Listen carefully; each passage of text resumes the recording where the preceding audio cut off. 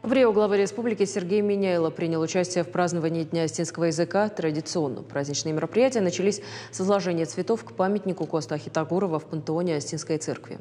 После стихотворения на родном языке прочитали юные победители и призеры ежегодного республиканского конкурса «Мастер астинского художественного слова».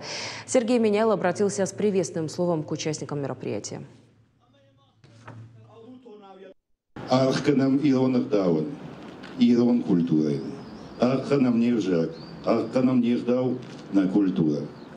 Сарам Халарай, Кушам Адамы Пайдаен, на республика и Пайдаен.